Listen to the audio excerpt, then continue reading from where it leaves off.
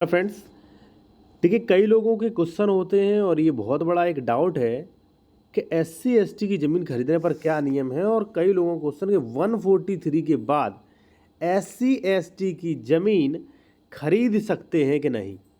देखिए ये थोड़ा अपवादित विषय है, थोड़ा ये बात तो क्लियर है, ये अपवादित विषय है। अब खरीद कैसे सकते हैं वो मैं आपको बताऊंगा, और क्यों नहीं खरीद सकते वो भी मैं आपको बताऊंगा। ये रूलिंग है एक साथियों, ये रूलिंग है सुमन चौहान बनाम यूनियन ऑफ इंडिया 2011। यहाँ पे आप देख सकते हैं 18, ठीक है, और यहाँ पे 2020, ठीक है, यहाँ पे 3 डेटें भी डली हैं। तो सब कुछ बताऊंगा। और देखिए अगर आप लीगल कंसल्टेशन चाह रहे हैं विशेषज्ञ द्वारा, तो हमारा कॉन्टैक्ट नंबर आपको वीडियो की डिस्क्रिप्शन में मिल जाएगा, ठीक है।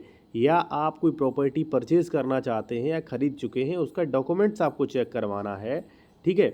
143, 80 डबल रजिस्ट्री तो नहीं, ज़मीन विवादित तो नहीं, तो आप चेक करवा सकते हैं। कॉन्टैक्ट नंबर वीडियो की डिस्क्रिप्शन में मिल जाएगा। साथियों सबसे पहले ये समझ लीजिए कि ज़मीन क्यों नहीं खरीद सकते, ये रूलिंग क्या कह रहा है। अब देखिए रूलिंग है भाई, रूलिंग फेवर में भी हो सकती है, रूलिंग विपक्ष में भी हो सकती है। जो है वो मैं समझा रहा हूँ, आप हमारे उस पर क्वेश्चन न करें कि आप कहीं कुछ कहते हो कहीं कुछ कहते हो। तो भाई हम जो कानून में लिखा है विद प्रूफ लाएं, आप देख के खुद भी समझिए। यहाँ पे आप देख सकते हैं लिखा है फुटकर दुकान का दिया जाना, ठीक है। अनुसूचित जाति के सदस्य द्वारा भूमि का अंतरण, अंतरण माने ट्रांसफर, फुटकर दुकान दिए जाने के लिए प्रार्थना पत्र प्रेषित किया गया। अनुसूचित जाति के सदस्य द्वारा निष्पादित पट्टा विलेख उसके समर्थन में प्रेषित किया गया। सक्षम अधिकारी द्वारा अनुज्ञा नहीं की गई थी, यानी कि सेक्शन 98 में परमिशन नहीं दी गई थी, यानी कि 157 का था पहले, ठीक है, अब धारा 98 हो गया।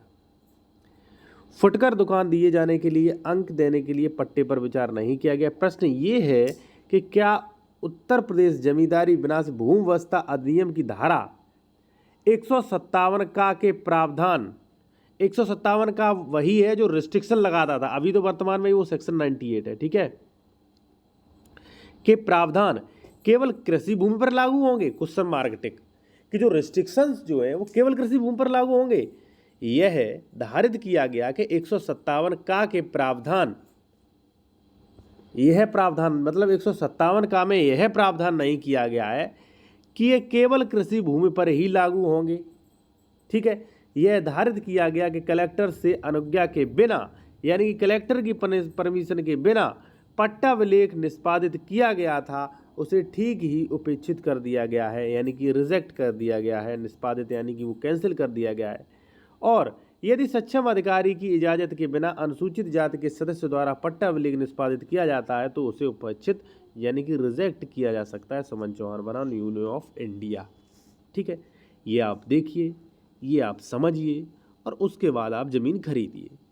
अब हम उस लॉजिक पे ऊपर बात करते हैं साथियों, जिसमें लोग बताते हैं, हम भी बताते हैं कि 143 के बाद आप ज़मीन खरीद सकते। कब खरीद सकते, क्या है चीज़, वो जान लीजिए। और देखिए मैं फिर कहूँगा, कानूनी सलाह के लिए कॉन्टैक्ट नंबर हमारा वीडियो की डिस्क्रिप्शन में मिल जाएगा। और यदि आप जूनियर एडवोकेट हैं या मान लीजिए आप बिना LLB के बेहतर वकालत सीखना चाहते हैं, तो इस चैनल को ज्वाइन कर लीजिए। ओनली 59 रुपये में। फ़ायदे आपको ये होंगे कि मैं स्पेशल वीडियोस बनाता हूँ स्पेशल लोगों के लिए, जो ज्वाइन करे हैं उन्हें ये नोटिफिकेशन मिलता है। क्या क्या, महत्वपूर्ण जजमेंट PDF के साथ देख सकते हैं आप, बेहतर वकालत कोर्ट की प्रक्रियाएं सीख सकते हैं आप, ड्राफ्टिंग सीख सकते हैं, ठीक है, जैसे परमिशन है या मान लीजिए आपका दावा लिखना है, बंटवारा है, विभाजन है, और वीडियो के कमेंट्स में अपने प्रश्नों के उत्तर ले सकते हैं। तो जाके अभी ज्वाइन कर सकते हैं, हज़ारों लोगों ने ज्वाइन कर रखा है इसको, ठीक है, आप बेहतर कुछ सीख सकते हैं। तो हम उस लॉजिक की बात करेंगे कि 143 है तो कैसे ज़मीन खरीद सकते हैं, ठीक है। देखिए हम या अदर वकील, ये उनका कहना है कि अगर मान लीजिए ज़मीन 143 है तो ये ज़मीन जो है वो लगान मुक्त हो गई। ये बात बिल्कुल सही है, लगान मुक्त, ठीक है।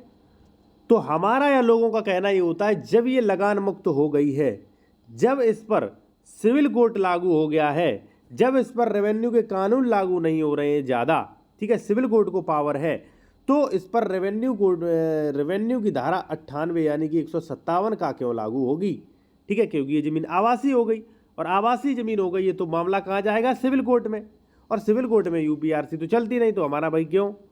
तो इसलिए ये लोग ज़मीन खरीदते हैं कि भाई ये ज़मीन लगान मुक्त हो गई, अब ये ज़मीन पे उत्तर प्रदेश मान लीजिए राजस्व संहिता या जो भी नियम है वो क्यों कानून करेंगे।